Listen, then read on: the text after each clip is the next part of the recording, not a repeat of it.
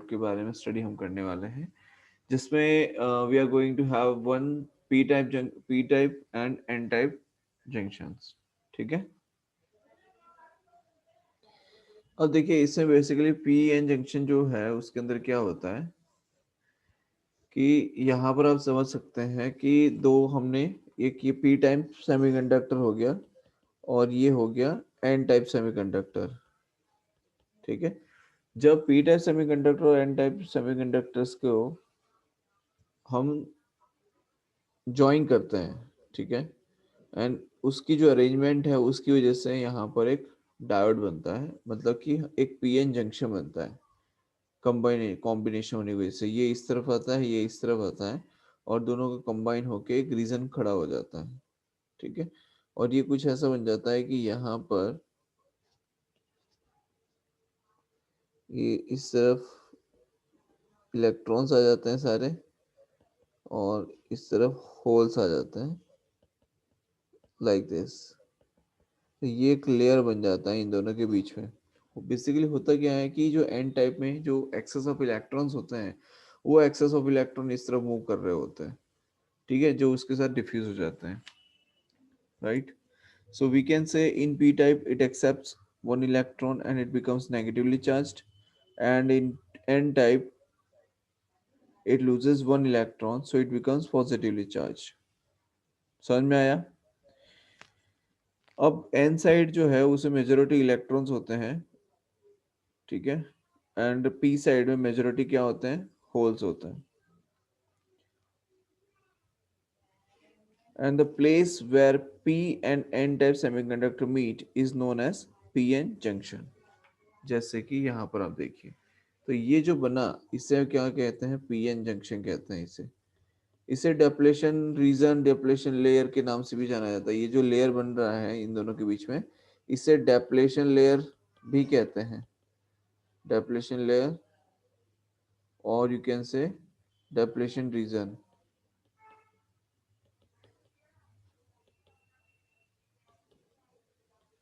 ठीक है, क्लियर है यहाँ तक?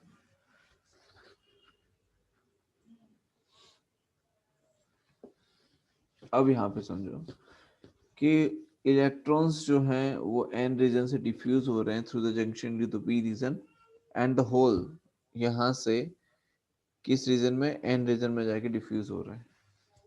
ठीक है। And with the help of this we are getting this.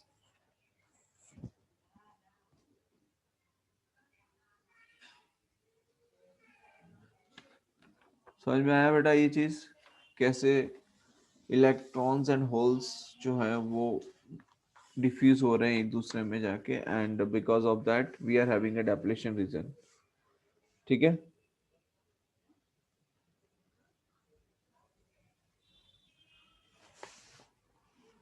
अब यहाँ पर क्या होता है कि एक ये जो हमने डेप्लेशन रीजन बताया, इस डेप्लेशन रीजन में आप देखोगे एक तरफ सिर्फ होल्स हैं और एक तरफ इलेक्ट्रॉन्स हैं, तो यहाँ पर एक इलेक्ट्रिक फील्ड जनरेट हो रही है।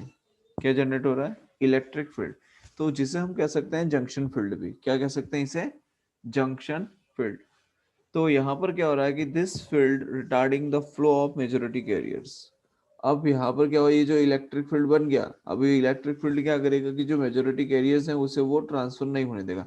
मतलब कि अगर यहाँ पे देखें कि पी रीजन में जो होल्स है अब वो इस तरफ नहीं जाएंगे, और एन रीजन में जो इलेक्ट्रॉन्स है वो इस तरफ नहीं जाने देंगे। कौन? ये जो इलेक्ट्रिक फील्ड हमने खड़ा कर दिया है, ये जो इलेक्ट्रिक फील्ड जो क्रिएट हुआ है यहाँ पर, वो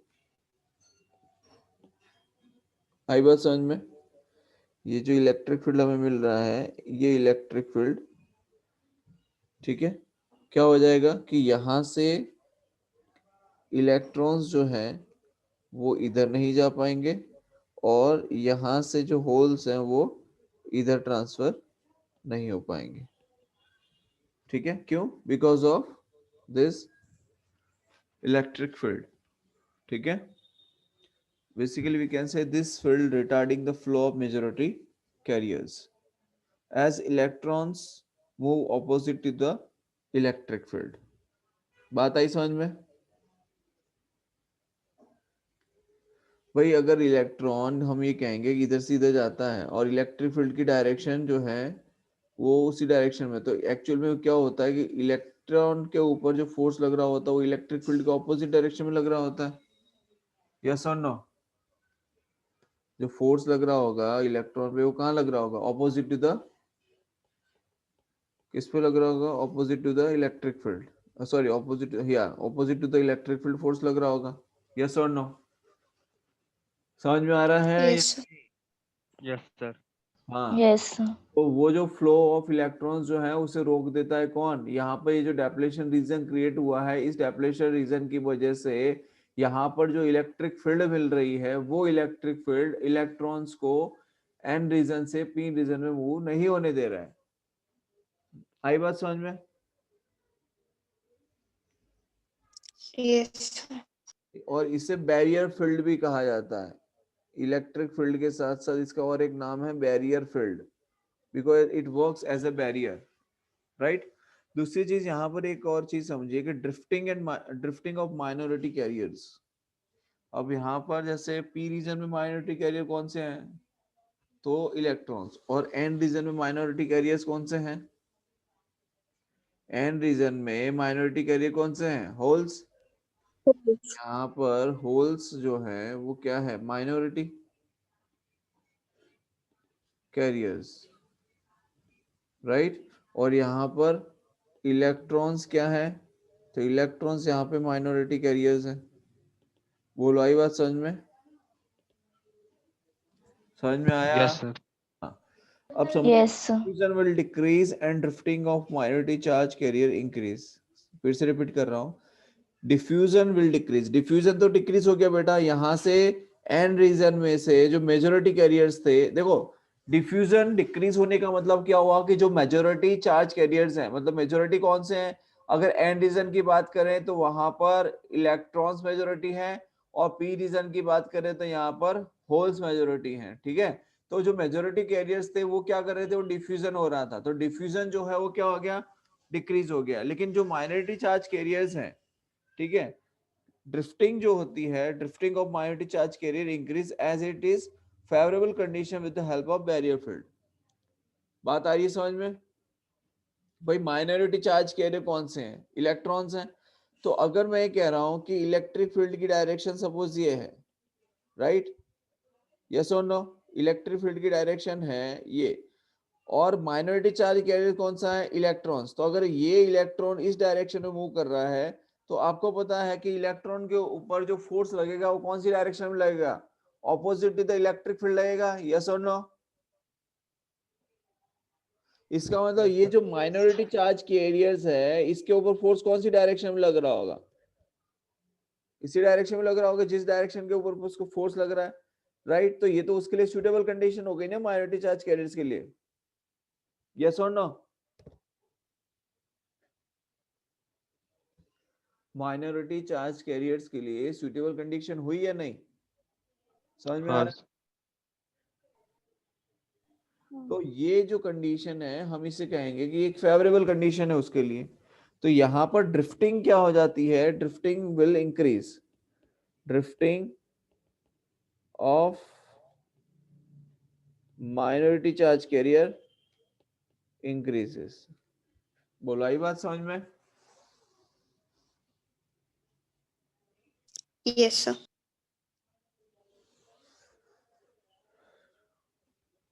अब यहां पर क्या होता है कि यहां पर हमें दो करंट मिलते हैं। कौन कौन से करंट मिलेंगे? तो देखो, एक करंट जो है वो हमें मिलता है डिफ्यूजन करंट। तो डिफ्यूजन करंट कौन सी डायरेक्शन में होगा? जिस डायरेक्शन में हमारी इलेक्ट्रिक फील्ड है उसी डायरेक्शन में होगा। तो ये मिला आपको डिफ्यूजन करंट, ठीक है?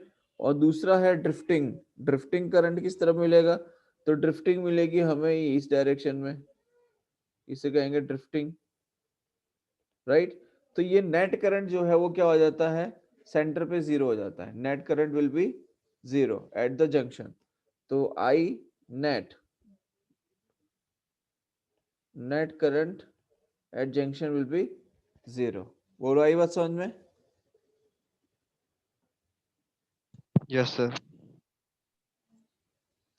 अब यहाँ पे एक चीज समझो कि इन दोनों में हायर पोटेंशियल पे कौन है, तो ये हायर पोटेंशियल पे है, ये हायर पोटेंशियल है, यस और नो। अगर आप यहाँ पे देखो कि हायर पोटेंशियल पे कौन है, तो आपको दिख रहा होगा कि this is at higher potential and this is at lower potential, yes और नो। ये हायर पोटेंशियल है एंड ये आपका लोअर पोटेंशियल है कि नहीं, राइट। तो यहाँ पर इसका बैरियर ऐसा बन जाएगा, समझ में आ रहा है, ये डायरेक्शन होगी, ठीक है। तो जैसे इलेक्ट्रोस्टैटिक्स के अंदर हमें कहते थे कि potential falls in the direction of the field, potential किस डायरेक्शन फॉल होता है, in the direction of field. इसका मतलब इसी डायरेक्शन के अंदर हमारा जो पोटेंशियल आएगा वो फॉल हो रहा होगा, in the direction of field है, तो पॉजिटिव नेगेटिव हमने कंसीडर कर लिए पोटेंशियल के। बोले यहाँ तक समझ में आ रहा है सभी को? Yes sir. अब यहाँ पे क्वेश्चन समझो कि यहाँ पर जो पीएन जंक्शन हमने लिया, इससे what is the direction of the internal electric field, जो इंटरनल इलेक्ट्रिक फील्ड है उसकी डायरेक्शन क्या आएगी, तो उसकी डायरेक्शन आएगी N2P। देखो ये N रीजन है और ये P रीजन है, तो डायरेक्शन क्या है, N2P है, यस राइट है कि नहीं। दूसरा, अब आगे देखो, यहाँ पर हम बात कर रहे हैं पोटेंशियल बैरियर की, तो जैसे मैंने आपको बताया कि in the direction of electric field potential क्या होता है, फॉल होता है, राइट। तो यहाँ पर डायरेक्शन ऑफ इलेक्ट्रिक फील्ड यही है और इसी डायरेक्शन के अंदर क्या हो रहा है, आपका पोटेंशियल फॉल हो रहा है। इसका मतलब हमने ये हायर पोटेंशियल ले लिया है और ये हमने लोअर पोटेंशियल ले लिया है। बोलो आई बात समझ में? हाँ हेलो सर। भाई, सबको समझ में आ रहा है कि नहीं आ रहा? Yes sir. Okay. Now the potential difference created across the PN junction due to the diffusion of electron and hole is called potential barrier. और ये जो potential barrier है, ठीक है, ये कितना है? It is approximately 0.5 volt and the width of the depletion region is 10 to minus 6 meter. समझ में आया? तो बैरियर ऑफ इलेक्ट्रिक फील्ड कितना आएगा? तो बैरियर ऑफ इलेक्ट्रिक फील्ड ये आ गया 5 into 10⁵ वोल्ट पर मीटर। यहां तक समझ में आया? भाई इलेक्ट्रिक फील्ड निकालने का फॉर्मूला रखा है सिर्फ पोटेंशियल बाय डिस्टेंस दोनों के बीच का लगा के, ठीक है।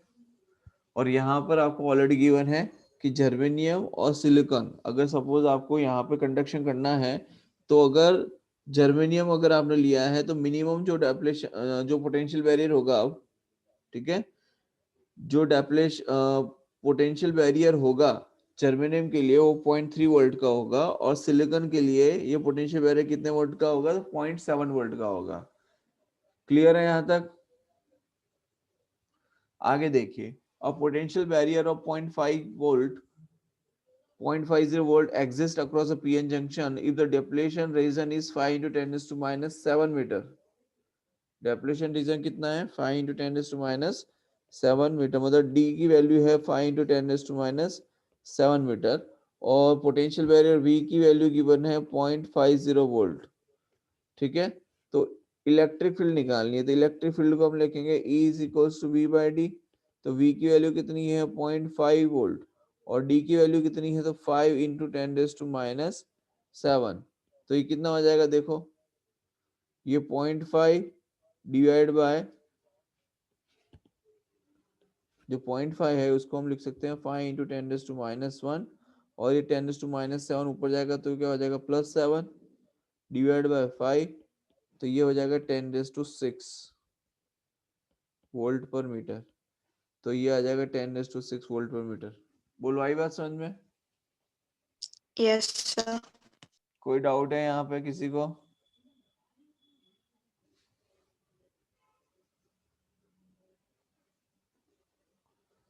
क्लियर है बेटा यहाँ तक? Hello, anyone has any doubt? Yes sir. किसी को कोई डाउट है? No sir. नहीं है। अच्छा, यहाँ पर एक ग्राफ रिप्रेजेंट किया गया है, इसमें देखिए ये जो रीजन है ये न्यूट्रल रीजन है, ठीक है, और ये वाला पार्ट है ये भी न्यूट्रल रीजन है। अब ये जो बीच में जहां पर डेप्लेशन रीजन बन रहा है इसके अंदर या इलेक्ट्रिक फील्ड जहां हमें मिल रही है इसके अंदर हम ये कह रहे हैं कि यहाँ पर क्या हो रहा है कि जैसे ये वाला जो पार्ट है इसमें क्या है, इलेक्ट्रॉन्स है, और यहाँ पर क्या है, तो इसमें होल्स है, ठीक है। तो देखो यहाँ पर जैसे चार्ज की डेंसिटी को अगर हम देखें तो ये वाला जो पार्ट है ये न्यूट्रल पार्ट है। उसके बाद में हम जैसे नजदीक में आते हैं तो यहाँ पर क्या होता है कि ये नेगेटिव जो इलेक्ट्रॉन्स है, मतलब नेगेटिव चार्ज डेंसिटी इंक्रीज होती है, सर्टेन लेवल पे आके मैक्सिमम होती है, और फिर वापस से जैसे जैसे आप लेयर के पास में जाते जाएंगे, मतलब ये जो सेंटर वाली लेयर है इस सेंटर वाली लेयर की तरफ जाएंगे तो ये क्या हो जाएगा, वापस से जीरो हो रहा होगा। देखिए ये जो सेंटर वाली लेयर है ना, यहाँ पर दिख रहा है सभी को,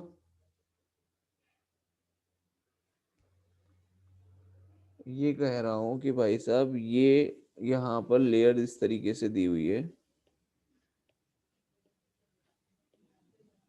यहाँ पे इलेक्ट्रॉन्स हैं,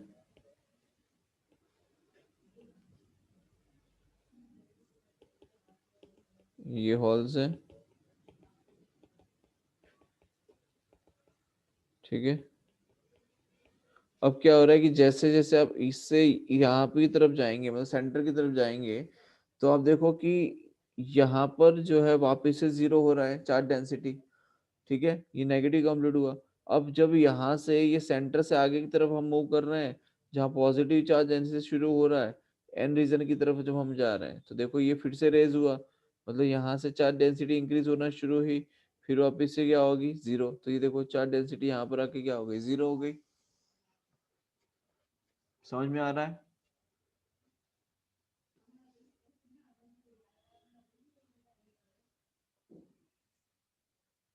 समझ में आ रहा है कि नहीं?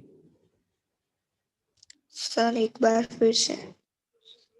ठीक, जैसे बेटा यहाँ से हम स्टार्ट करें चलना, तो ये तो पूरा यहाँ से यहाँ तक न्यूट्रल रीजन है, यस और नो? Yes sir.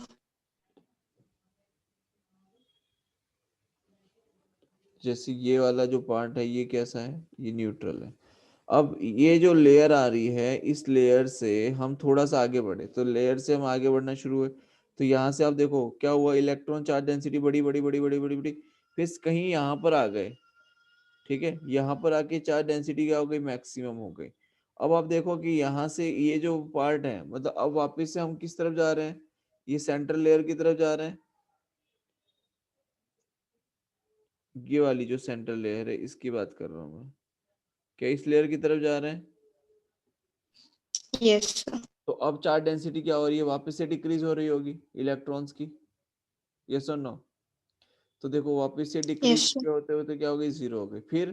फिर वापस से देखो यहाँ पे पॉजिटिव की चार्ज डेंसिटी शुरू हो गई, तो पॉजिटिव चार्ज डेंसिटी शुरू हुई हुई हुई हुई हुई फिर मैक्सिमम हो गई, एंड देन अगेन यहाँ पे ये वाला जो लेयर आ गया तो अगेन इट स्टार्ट डिक्रीजिंग, तो यहाँ से फिर ये डिक्रीज होना शुरू हुई, एंड देन इट बिकम्स, ये देखो ये न्यूट्रल रीजन आ गया, देन अगेन ये न्यूट्रल वाला पार्ट आ गया। बोलो आई बात समझ में आप? Yes sir. ठीक है, कोई दिक्कत यहाँ तक किसी को?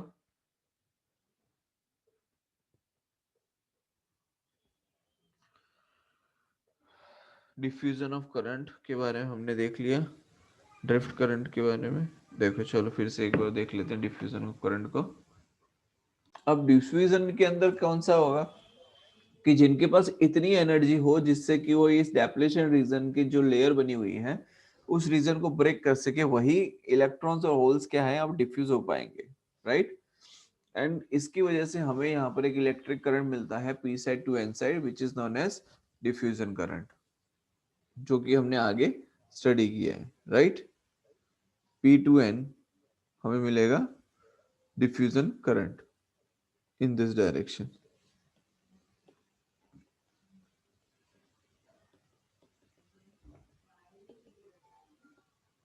डिफ्यूजन करंट, ठीक है। इससे जस्ट ऑपोजिट किस में होता है, ड्रिफ्ट करंट के अंदर होता है। ड्रिफ्ट करंट में क्या होगा कि जैसे कि आपको बताया ड्रिफ्ट करंट के लिए कि जो माइनॉरिटी चार्ज कैरियर्स हैं वो minority charge carriers P type to sorry minority charge carriers जो है वो मूव करेंगे यहाँ पर N side to P side, ठीक है, and because of that we are getting the drift current.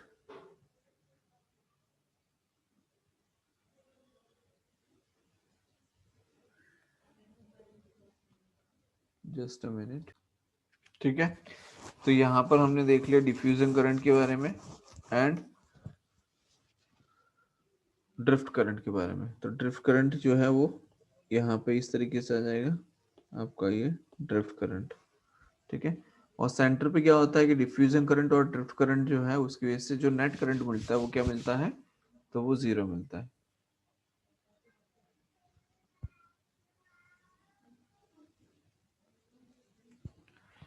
ठीक है, अभी क्या सिचुएशन है कि हमने कोई एक्सटर्नल सोर्स इस पे लगाया हुआ नहीं है और यह इसे हम कहेंगे अनबायस कंडीशन। कैसी कंडीशन है, अनबायस। अनबायस दैट मीन्स हमने इस पे ना ही तो कोई पॉजिटिव एक्सटर्नली पॉजिटिव टर्मिनल से कनेक्ट किया है, ना ही नेगेटिव टर्मिनल से कनेक्ट किया हुआ है, ठीक है। दूसरी चीज यहाँ पर आप देख सकते हैं कि drift current and diffuser current they both are in a opposite direction.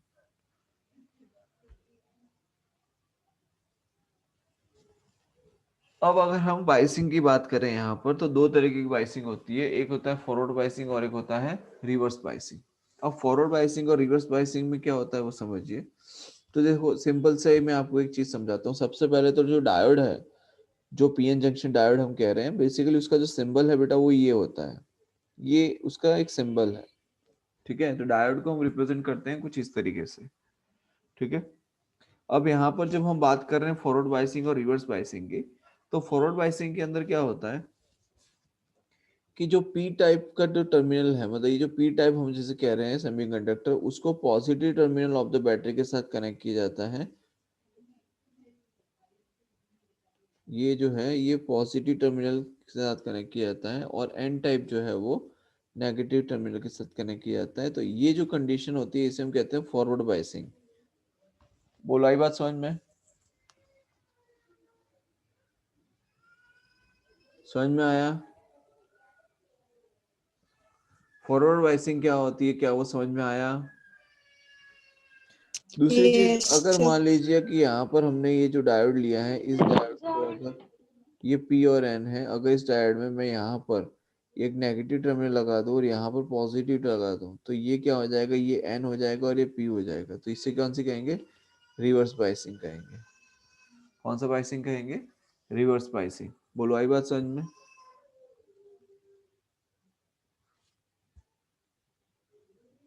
Yes, sir. ठीक है। तो फॉरवर्ड बाइसिंग और रिवर्स बाइसिंग क्या होता है, ये क्लियर है सभी को?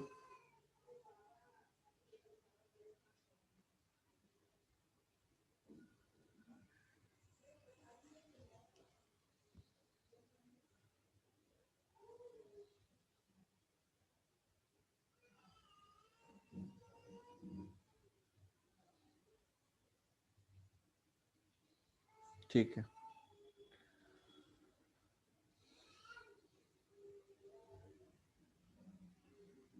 अब दूसरी चीज समझो,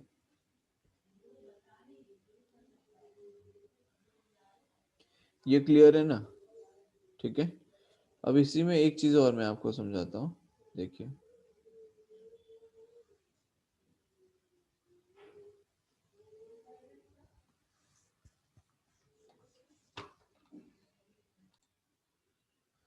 क्लियर है बेटा? Yes, sir. तो फॉरवर्ड बाइसिंग में जब हम वोल्टेज को इंक्रीज करते हैं तो ये जो डेप्लेशन रीजन है या डेप्लेशन लेयर जिसे हम कह रहे हैं, ये क्या हो जाता है, वैनिश होना शुरू हो जाता है। ये किस में होता है, तो फॉरवर्ड बाइस में होता है। अगर हम यही चीज की अगर हम बात करें रिवर्स बाइस के अंदर, सपोज रिवर्स बाइसिंग में हमें क्या करना है, देखो रिवर्स बाइसिंग के अंदर यहाँ पर नेगेटिव टर्मिनल आ जाएगा और यहाँ पर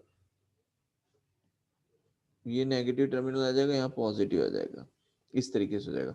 तो अब आप देखो ये जो नेगेटिव टर्मिनल है और ये पॉजिटिव टर्मिनल, तो नेगेटिव टर्मिनल जो है वो किसके साथ कनेक्ट है, तो ये पी के साथ कनेक्ट है, और ये जो पॉजिटिव टर्मिनल है किसके साथ कनेक्ट है, तो ये एन के साथ कनेक्ट है। तो अब क्या होगा, अब ये जो डेप्लेशन रीजन आपको दिखाई दे रहा है, बिकॉज अब हो क्या रहा है कि अब इसकी जो एक्सटर्नल इलेक्ट्रिक फील्ड थी ना, वो एक्सटर्नल इलेक्ट्रिक फील्ड क्या हो जाएगी, ठीक है। यहाँ पर हमने क्या किया, फिर से रिपीट कर रहा हूँ, यहाँ पर रिवर्स बाइसिंग की गई, रिवर्स बाइसिंग के अंदर वजह से एक्सटर्नल इलेक्ट्रिक फील्ड और जो बैरियर फील्ड है दोनों एक ही डायरेक्शन में आ गए, एंड बिकॉज ऑफ दैट यहाँ पर ये जो हमारा इनिशियली डेप्लेशन रीजन था वो इंक्रीज होके इतना बड़ा हो गया है। समझ में आ रहा है? पहले ये जो डेप्लेशन रीजन था वो कितना था, तो वो यहाँ पर था, इस जगह पे आपका डेप्लेशन रीजन था। अब ये एक्सटेंड होके कहाँ हो गया, तो ये यहाँ पर आ गया, जो ब्लैक कलर की लाइंस हमने शो कर रहे हैं यहाँ पे, ये यहाँ पर आपका डेप्लेशन रीजन आ गया। अब क्या होता है कि जितना ज्यादा आप वोल्टेज को इंक्रीज करेंगे रिवर्स बायस कंडीशन में, उतना ही ज्यादा ये क्या होगा, डेप्लेशन जो रीजन है वो बढ़ता जाएगा। आई बात समझ में यहाँ पे?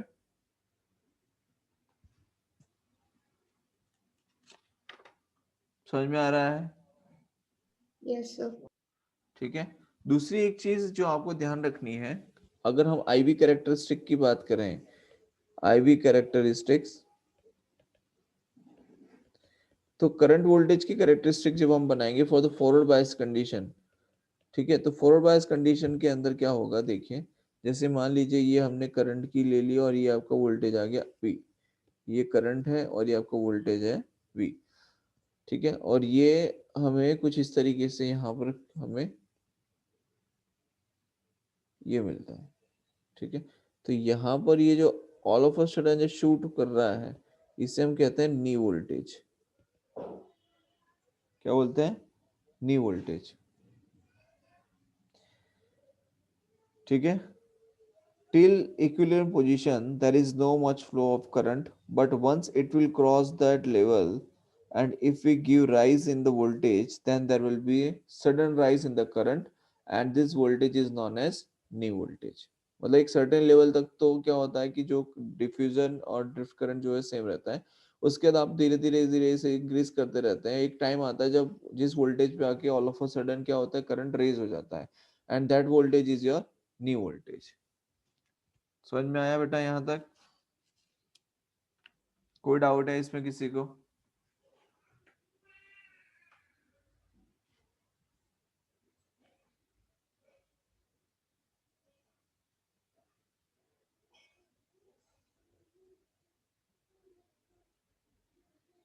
देखो, दूसरी चीज समझो, ये हमने बात की आईवी कैरेक्टरिस्टिक के बारे में,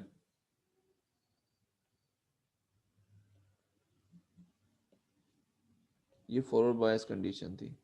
अगर हम बात करें रिवर्स बायस कंडीशन की, कि रिवर्स बायस कंडीशन में अगर हम आईवी कैरेक्टरिस्टिक मतलब आईवी का ग्राफ अगर हम देखते हैं तो वो कैसा होगा, तो देखिए, करंट वर्सेस वोल्टेज,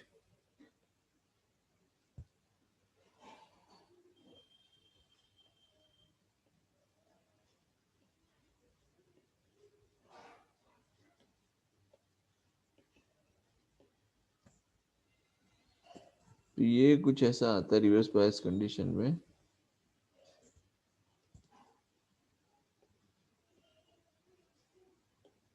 ठीक है। और यहाँ पर ये जो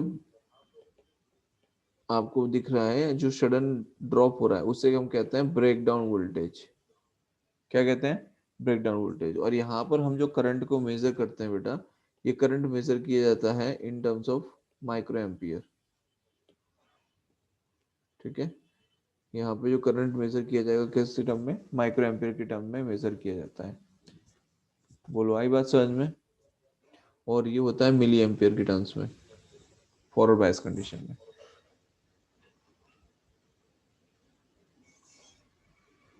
ठीक है। So at breakdown voltage, as we are increasing the voltage, a time came when electrons have that much energy, so it goes and hit the other atom and may eject electrons from it, and this can happen to other electrons also, so the number of electrons rise and due to this reverse current increases। इसीलिए यहाँ पर आप देखो, ये जो reverse current जो increase हो रहा है वो क्यों हो रहा है, इसीलिए इंक्रीज हो रहा है, ठीक है।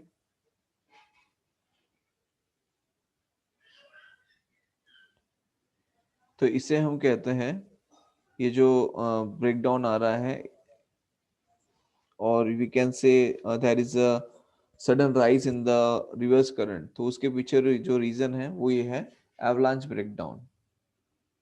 नाम सुना है एवलांच? एवलांच के अंदर कैसा होता है कि एक जैसे हिल्स के ऊपर जो पत्थर, वो क्या बोलते हैं, बर्फ के बहुत बड़ी बड़ी हिल्स बनी होती हैं, ठीक है। अगर उसमें से एक ब्रेक होती है तो वो क्या करती है, आगे वाले को ब्रेक करती है, वो उसके आगे वाले को ब्रेक करती है, वो आगे वाले को ब्रेक करती है। ऐसे कंटिन्यूअसली वो क्या करती है, ब्रेक करती रहती है, राइट। और पूरा पूरा जो हिल बना हुआ था बर्फ का, वो पूरा पूरा क्या क्या गिर के नीचे आ जाता है, राइट। देखा है आपने ये बेटा?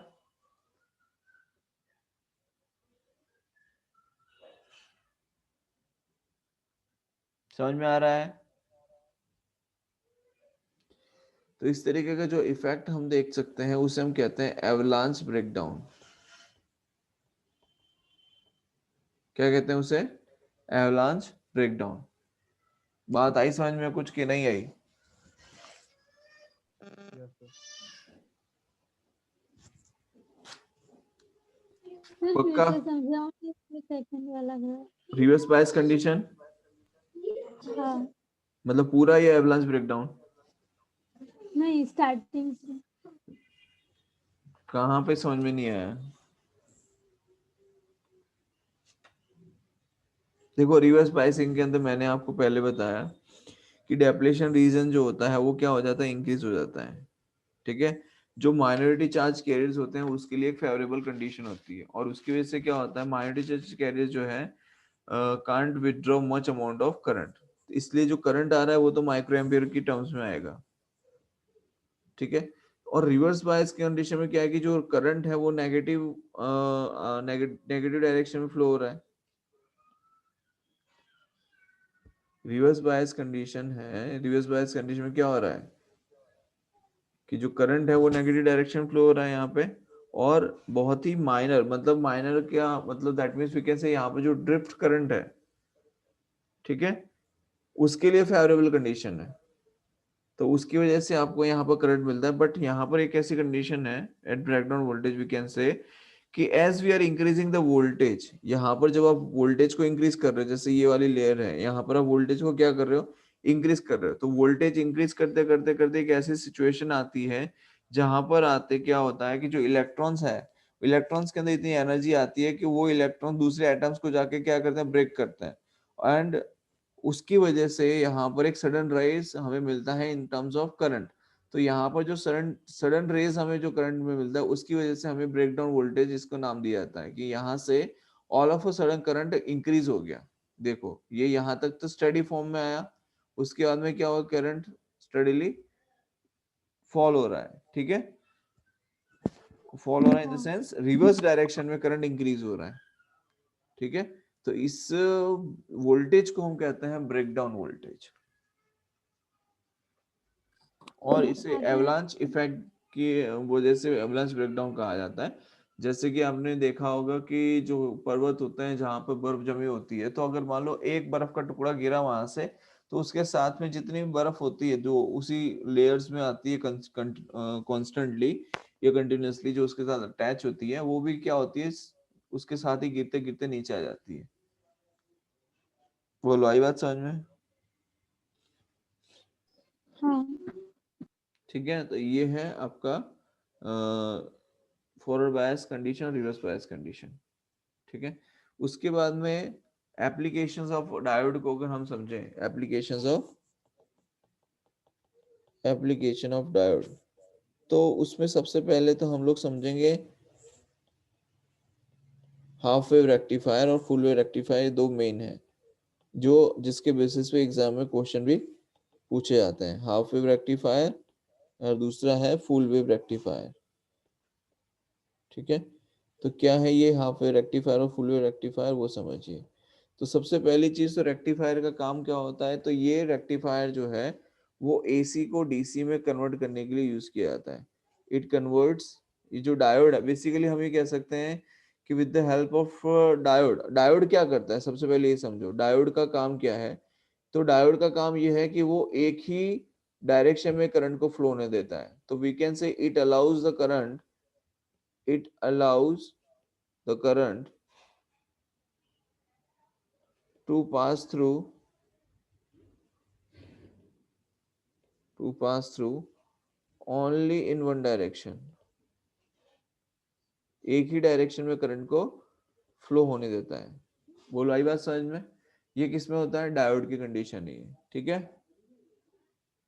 अच्छा, अब इसमें हम ये कह रहे हैं कि half wave rectifier, full wave rectifier. तो पहली चीज तो रेक्टिफायर जो है इसका काम क्या है? तो conversion of AC to DC. क्या काम है? Conversion of AC to DC. ये किसका काम है? ये काम है बेटा रेक्टिफायर का। आपके घर के अंदर इन्वर्टर लगा होगा, अगर किसी घर पे इन्वर्टर होता है तो इन्वर्टर क्या करता है कि वो एसी को डीसी में कन्वर्ट करता है और फिर आपके घर के अंदर मतलब जो है, जैसे बैटरी अगर कनेक्ट की हुई है उस इन्वर्टर के साथ में, तो एसी को डीसी में कन्वर्ट करता है और फिर बैटरी को क्या करता है? चार्ज करता है उसी डीसी से। राइट? समझ में आ रहा है?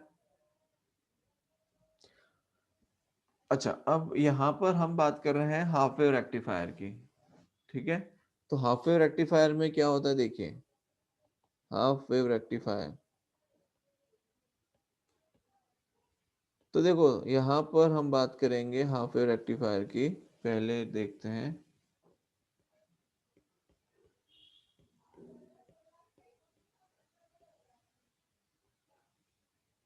देखो हाफ वेव रेक्टिफायर।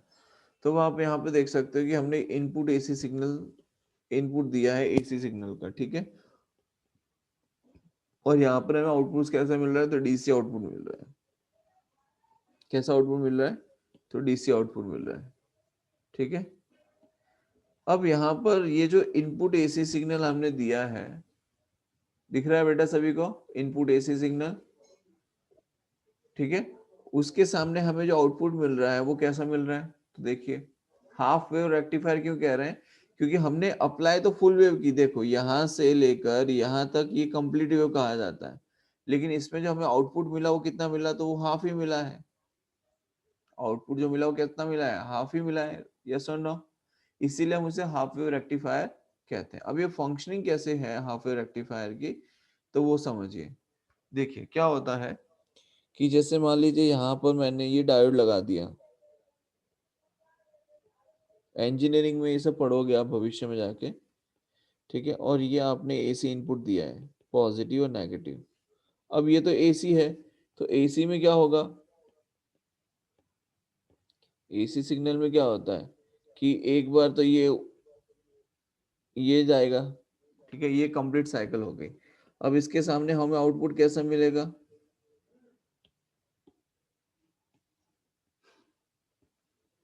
तो आउटपुट देखो कैसा मिलता है। आउटपुट मिलेगा, आउटपुट में सिर्फ हमें ये वाली लेयर मिलती है,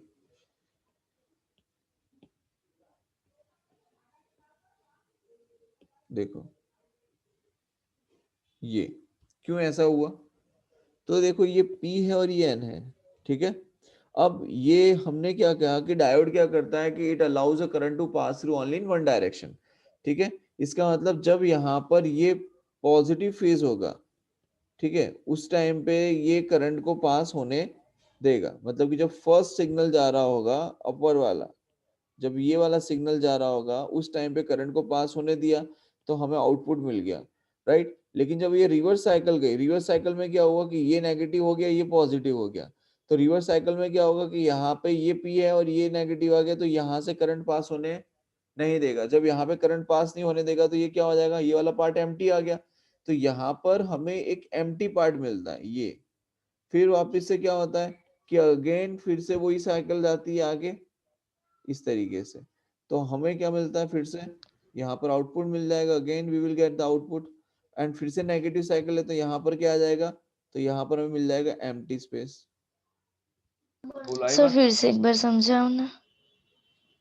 देखो क्या होता है कि ये जो डायोड है, ठीक है, जैसे ये P है और ये N है, तो जब फॉरवर्ड बायस कंडीशन में क्या होता है कि जैसे ये पॉजिटिव टर्मिनल, ये नेगेटिव टर्मिनल, ऐसा है, ठीक है। तो जब ये सिचुएशन होती है, अब यहाँ पर हम अप्लाई तो ऑल्टरनेटिंग कर रहे हैं, मैं आपको सिर्फ समझाने के लिए बता रहा हूँ यहाँ पर कि जब ये पॉजिटिव और ये नेगेटिव ये फेज होता है, उस टाइम पर ये कंडीशन होती है कि ये वाला पहला इनपुट जा रहा होता है, ठीक है। उस टाइम पे आपको पता है कि भाई करंट जो है वो फ्लो होने देगा, ठीक है। लेकिन जब नेगेटिव साइकिल जाती है यहाँ पर, नेगेटिव में ये क्या हो जाएगा कि ये वाला जो पार्ट है ये नेगेटिव हो जाता है और ये वाला पॉजिटिव हो जाएगा। तो इस कंडीशन में यहाँ से करंट आगे फ्लो नहीं हो पाता। जब करंट फ्लो नहीं हो पाता तो हमें यहाँ पे आउटपुट क्या मिलेगा? 0। आई बात समझ में? यस। तो यहाँ पर इस तरीके से ये वेवफॉर्म चलती रहती है। बोलो क्लियर है? एक बार पॉजिटिव साइकिल जाती है और एक बार नेगेटिव साइकिल जाती है। समझ में आया सभी को? यस। बेसिकली क्या होता है यहाँ पर कि जब मैं ये कह रहा हूं कि पॉजिटिव साइकिल यहाँ पर है, यहाँ पर नेगेटिव है, समझिए।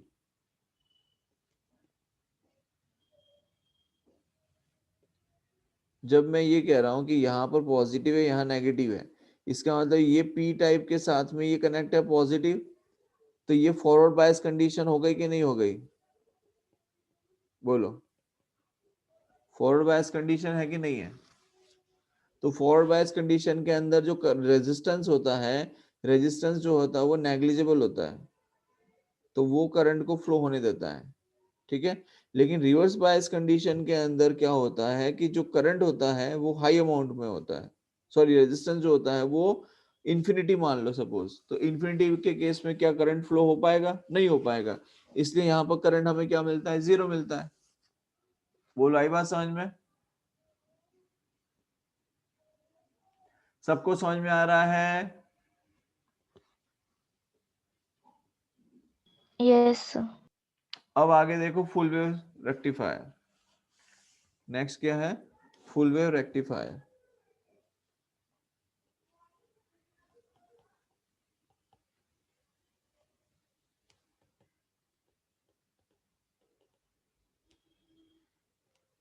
अब फुल वेव रेक्टिफायर के अंदर कैसा है देखिए।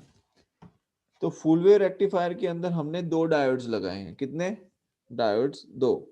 जैसे कि मान लो ये हमने इनपुट दिया, यहाँ से ये एसी सोर्स हमने लगा दिया, यहाँ पर ये पॉजिटिव हो गया, नेगेटिव हो गया, और यहाँ पर हमने ये म्यूचुअल इंडक्शन के लिए हमने कॉइल लगा दी, एंड यहाँ पर इसके सामने हमने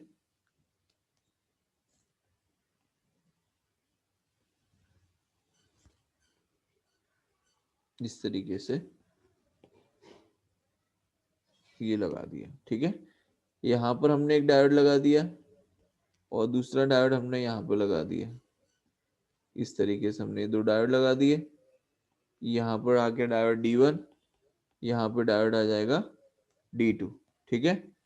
और यहाँ पर हमने एक लोड ले लिया। लोड मतलब जिसके अक्रॉस हम लोग आउटपुट निकालते हैं, यहाँ पर आउटपुट निकालेंगे, ठीक है। अब एक चीज समझो कि जब यहाँ पर पॉजिटिव है तो यहाँ पर क्या है? नेगेटिव। समझ में आया? इसका मतलब यहाँ क्या होगा? पॉजिटिव, तो यहाँ क्या आएगा? नेगेटिव। अच्छा, अब आप एक चीज समझो कि जब ये सिचुएशन है तो ये P है, ये N है, ये तो आपको पता ही है, ठीक है। ये P हो गया, ये N हो गया। तो सबसे पहले आप एक चीज समझिए कि यहाँ पर जब आपने ये इनपुट दिया, ठीक है, तो सामने हमें जो आउटपुट मिलने वाला है वो कैसा मिलने वाला है? तो यहाँ पर आप समझिए कि पहला जो हमारे पास जो सिग्नल गया, वो सिग्नल गया कि ये पॉजिटिव और ये नेगेटिव, मतलब यहाँ से करंट फ्लो हो गया, क्योंकि ये पॉजिटिव हो गया और ये वाला पार्ट नेगेटिव हो गया। तो फॉरवर्ड बायस कंडीशन के अंदर तो फ्लो होगा, तो ये फ्लो हो गया, ठीक है। और यहाँ पर फ्लो हो पाएगा क्या D2 में से?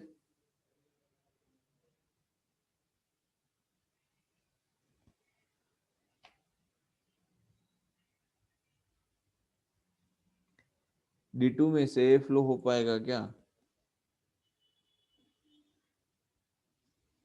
नहीं हो पाएगा, राइट, ठीक है। बट हमें आउटपुट मिल गया एक।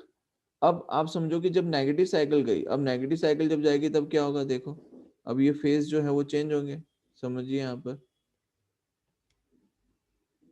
नेगेटिव साइकिल जब जाएगी तो यहाँ पर नेगेटिव, ये पॉजिटिव, ये नेगेटिव, ये पॉजिटिव।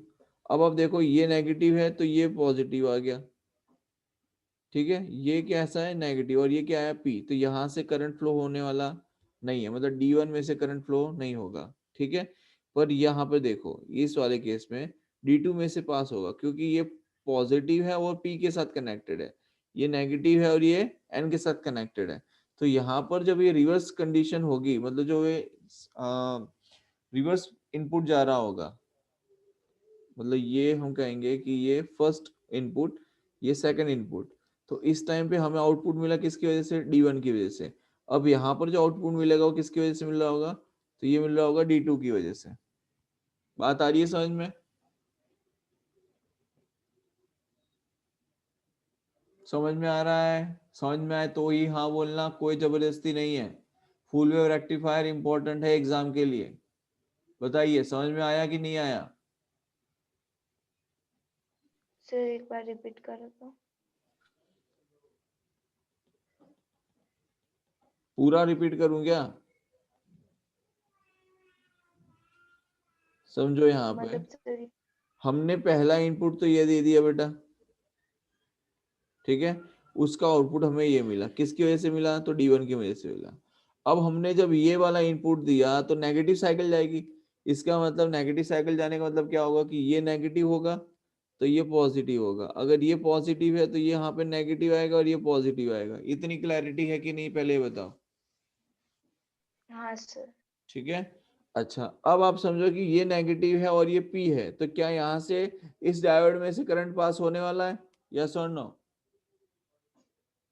डायोड D1 में से क्या करंट पास होने वाला है, क्योंकि ये रिवर्स बायस कंडीशन हो गई। अब कैसी कंडीशन हो गई, रिवर्स बायस कंडीशन हो गई ना, रिवर्स बायस। तो यहां से हाँ करंट फ्लो होने वाला नहीं है। नहीं। फिर यहाँ पे देखो ये नेगेटिव, ये पॉजिटिव, ये P और ये N, तो ये नेगेटिव वाला यहाँ पे कनेक्टेड है, ये पॉजिटिव वाला यहाँ कनेक्टेड है, तो ये कौन सी कंडीशन आई, ये फॉरवर्ड बायस कंडीशन हो गई। कौन सी कंडीशन हो गई, फॉरवर्ड बायस। कौन सी कंडीशन हो गई, फॉरवर्ड बायस। और फॉरवर्ड बायस के अंदर करंट फ्लो होगा तो डेफिनेटली यहाँ पर हमें मिलेगा D2 की वजह से। अब अगेन क्या होगा कि अगर हम आगे इनपुट कंटिन्यू करते हैं, मान लो ये आगे मैंने इनपुट दिया ऐसे, ठीक है, तो क्या होगा कि यहाँ पर फिर से अपर साइकिल, ये देखो ये जो साइकिल है ये फिर से चेंज होगी, ये ऊपर आएगा पॉजिटिव, यहाँ आएगा नेगेटिव, ये आएगा पॉजिटिव, आएगा नेगेटिव, तो ये पॉजिटिव और ये P क्या हो जाएगा, करंट को फ्लो होने देगा, और ये नेगेटिव और ये P ये करंट को फ्लो होने नहीं देगा, राइट। तो यहाँ पर क्या होगा कि हमें जो करंट मिलेगा वो किसकी वजह से मिलेगा, तो D1 की वजह से मिलेगा। किसकी वजह से मिलेगा, D1 की वजह से। समझ में आ रहा है? समझ में आ रहा हाँ है क्या? सर।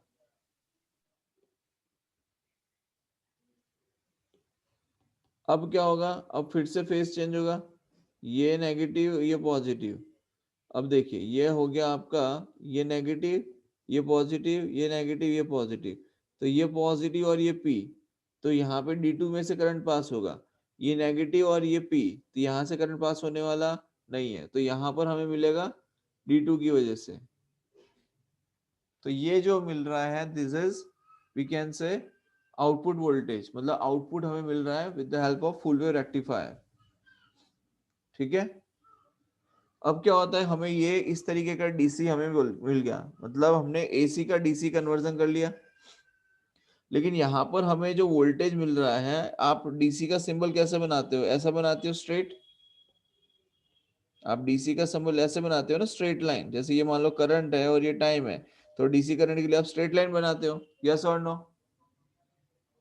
लेकिन क्या यहाँ पे आपको जे D1 D2 हमें जो आउटपुट मिल रहा है, क्या इसके बेसिस पे आप स्मूथ लाइन बना सकते हो, तो नहीं बना सकते। तो क्या होता क्या एक्चुअल में कि इसके बाद यहाँ पर नहीं रुकता है, इसके बाद एक और प्रोसेस होता है जिसे हम कहते हैं फिल्टर सर्किट।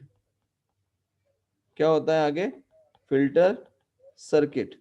अब फिल्टर सर्किट के अंदर क्या होता है बेटा कि हमें जो आउटपुट मिला, हमें आउटपुट क्या मिला, देखो हमें आउटपुट में ये मिला है कि हमें वन साइड, मतलब एक ही तरफ हमने वोल्टेज ले लिया, मतलब डीसी वोल्टेज तो मिल गया but it's not a in a smooth form, ये आउटपुट मिला। तो ये जो आउटपुट हमें मिलता है इसे हम एक सर्किट के अंदर अप्लाई करते हैं, इस सर्किट को हम कहते हैं एलसी सर्किट। ठीक है, क्या नाम देंगे हम इसे, एलसी सर्किट।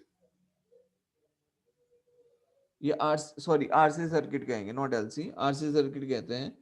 यहाँ पे एक रेजिस्टर लगा रखा है और एक कैपेसिटर लगा रखा है हमने, ये आर हो गया, ये सी हो गया, ठीक है। और हमें यहाँ पर आउटपुट लेते हैं हम, डीसी आउटपुट, और यहाँ पर हम ये इनपुट देते हैं, ठीक है। तो यहाँ पर क्या होता है कि when the voltage increases at the time capacitor getting charge end voltage decreases it get discharge. समझ में आ रहा है कि जब वोल्टेज इंक्रीज होगा या करंट इंक्रीज होगा उस टाइम पे कैपेसिटर क्या होगा, चार्ज होगा, और जब वोल्टेज डिक्रीज होगा तो उस टाइम पे क्या होगा, डिस्चार्ज होगा। But discharging is slow till the time it gets down again, there is a rise in voltage। तो हमें फिर से रिपीट कर देता हूं एक बार, when the voltage increases at that time capacitor getting charge and when voltage decreases it get discharge, but discharging is slow। Discharging जो है वो क्या हो रही है, थोड़ी सी स्लो हो रही है। Discharging is slow till the time it goes down again,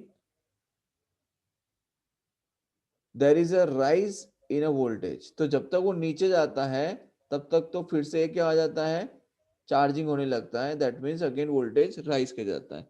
तो हमें जो फाइनली कर्व मिलता है वो कुछ ऐसा मिलता है, देखो हमें इस तरीके का मिलेगा। देखो ये नीचे गया लेकिन नीचे पूरा पहुंचा नहीं, उससे पहले ही राइज आ गया, फिर नीचे गया, फिर नीचे पूरा नहीं पहुंचा, उससे पहले ही राइज आ गया, फिर नीचे गया, फिर पहुंचा नहीं, उससे पहले राइज आ गया, फिर नीचे पहुंचा, और ये इस तरीके से क्या होता है, चलता रहता है।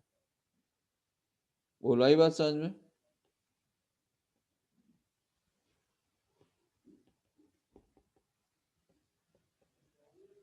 क्लियर है बेटा? ये चीज समझ में आ गई, यस और नो? समझ में आया कि नहीं? हाँ,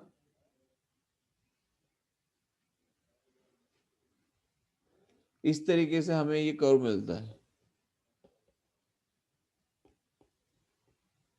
ठीक है। क्लियर है यहां तक सभी को?